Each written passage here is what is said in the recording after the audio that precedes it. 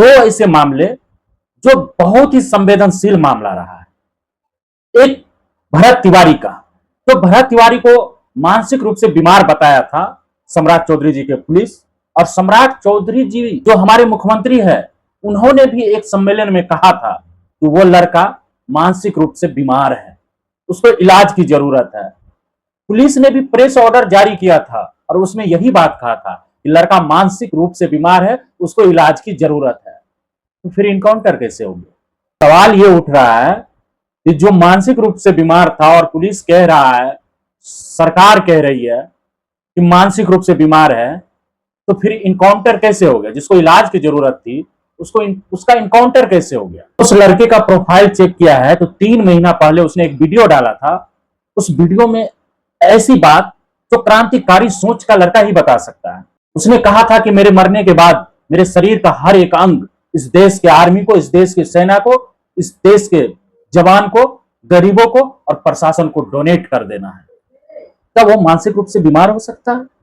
और दूसरा, जो खान सर और रोशन आनंद सर के मुद्दे पे जो पुलिस ने जांच करके प्रेस ऑर्डर जारी किया था, उसमें लिखा था कि गोलियां नहीं चली है, लेकिन गोलियां तो चला था।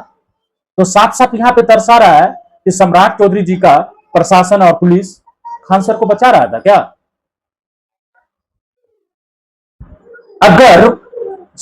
अगर सीसीटीवी कैमरा नहीं होता तो सच में यह बात दब जाती कि गोलियां नहीं चली है, जबकि गोलियां चली थी।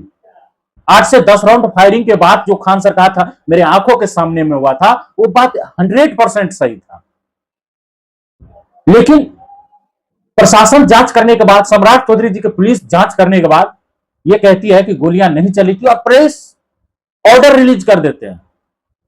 अब सोचिए, अभी के समय में अगर सीसीटीवी कैमरा नहीं होता तब तो यह बात दब जाती, तब तो ये गोलियां जो चली वो तो सामने ही नहीं आता।